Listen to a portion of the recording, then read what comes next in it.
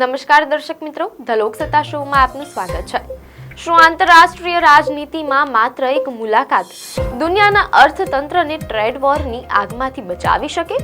છેલ્લા કેટલાક દિવસોથી અમેરિકા અને યુરોપ વચ્ચે ગ્રીનલેન્ડના બર્ફીલા પહાડો પર જે રાજકીય ગરમાવો જોવા મળ્યો હતો તે હવે દાવોસની ઠંડીમાં શાંત પડ્યો હોય તેમ લાગે છે।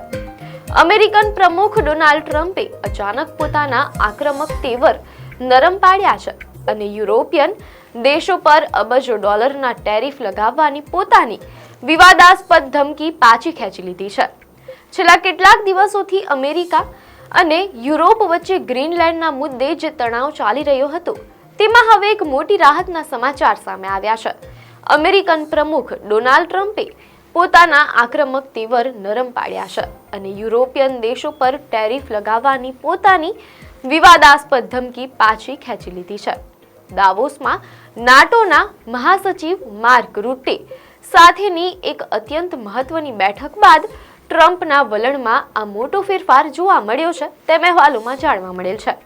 આજે આપણે સમજીશું કે કેવી રીતે એક સંભવિત વર્લ્ડ ટ્રેડ વોર અટકી ગયું અને ગ્રીનલેન્ડને લઈને હવે અમેરિકા અને નાટો વચ્ચે કયા નવા સમીકરણો રચાઈ રહ્યા છે। સ્વિટ્ઝરલેન્ડના દાવોસમાં વર્લ્ડ ઇકોનોમિક ફોરમ દરમિયાન ટ્રમ્પ અને નાટો ચીફ માર્ક રૂટે વચ્ચે ખૂબ જ ઉત્પાદક બેઠક યોજાઈ હતી। સ્વિટ્ઝરલેન્ડના દાવોસમાં વર્લ્ડ ઇકોનોમિક ફોરમ દરમિયાન ટ્રમ્પ અને નાટો ચીફ માર્ક રૂટે વચ્ચે ખૂબ જ ઉત્પાદક બેઠક યોજાઈ હતી। મીડિયા અહેવાલો અનુસાર આ બેઠક પછી તરત જ ટ્રમ્પે પોતાના social media platform truth social પર મોટી જાહેરાત કરી।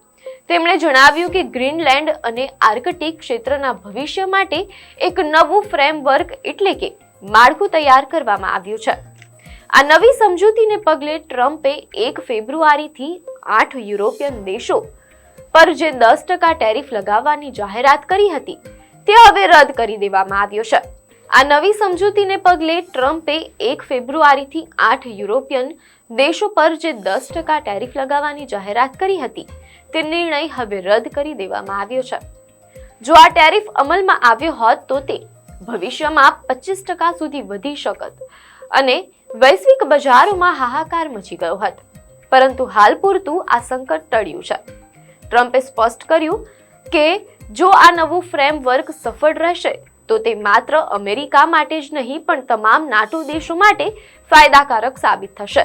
આ સમજૂતીનો મુખ્ય હેતુ આર્કટિક ક્ષેત્રમાં સુરક્ષા અને સંસાધનો પર નિયંત્રણ રાખવાનો છે। નાટોના પ્રવક્તાના જણાવ્યા અનુસાર આ નવા માળખાનો સૌથી મોટો લક્ષ્ય રશિયા અને ચીનને આર્કટિક ક્ષેત્રમાં પગપેસારો કરતા રોકવાનો છે।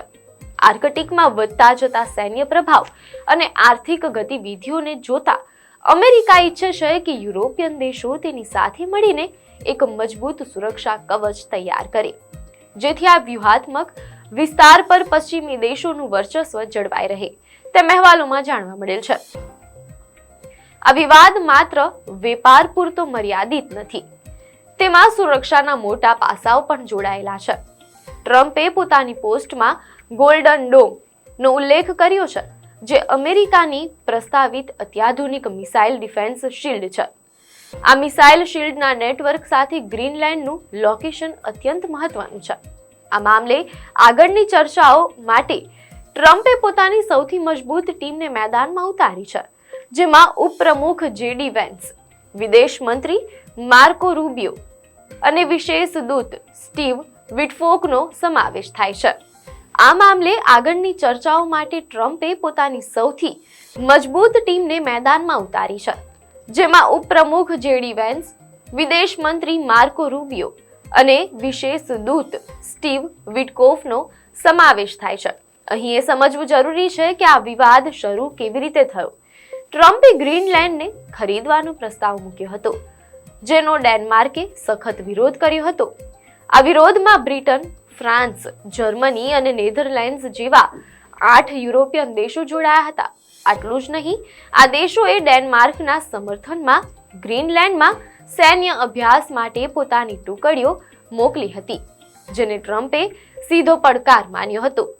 આથી નારાજ થઈને ટ્રમ્પે આ 8 દેશો પર ટેરિફની ધમકી આપી હતી। જ્યારે ટ્રમ્પ આને અમેરિકા ફર્સ્ટની નીતિ ગણાવી રહ્યા હતા. જો ટ્રમ્પે ટેરિફ પાછા ન ખેંચ્યા હોત તો યુરોપ અને અમેરિકા વચ્ચે એક ટ્રેડ વોર શરૂ થઈ ગયું હોત. તેની સીધી અસર ઓટોમોબાઈલ, ટેકનોલોજી અને કેમિકલ સેક્ટર પર પડી હોત. યુરોપિયન દેશોએ પણ જવાબી કાર્યવાહી તરીકે અમેરિકન પ્રોડક્ટ્સ પર ટેક્સ લગાવવાની તૈયારી કરી લીધી હતી. પરંતુ દાવોસમાં થયેલી આ ઉત્પાદક બેઠકે બજારોમાં ફરી આશા જન્માવી છે. શેર બજારમાં પણ આ સમાચાર બાદ સકારાત્મક વલણ જોવા મળ્યું હતું. આ ઘટના ફરી એકવાર સાબિત કરે છે કે ડોનાલ્ડ ટ્રમ્પ દબાણની રાજનીતિ કરવામાં માહિર છે. આમ ગ્રીનલેન્ડના બર્ફીલા પહાડો પરથી શરૂ થયેલો આ વિવાદ અત્યારે દાવોસની બેઠકમાં શાંત પડ્યો હોય તેમ લાગે છે. જો કે હજુ ઘણું કામ બાકી છે. 1 ફેબ્રુઆરીની ડેડલાઇન ટળી છે, પરંતુ આર્કટિકમાં રશિયા અને ચીનને રોકવા માટે યુરોપ કેટલો સાથ આપશે તે જોવું રહ્યું. શું તમને લાગે છે કે ટ્રમ્પની આ ટેરિફ પદ્ધતિ યોગ્ય હતી? તમારા મંતવ્યો અમને કોમેન્ટમાં જરૂર જણાવશો. આપને માહિતી સારી લાગી હોય તો વિડીયોને લાઈક અને શેર કરજો. ચેનલને સબસ્ક્રાઇબ કરજો.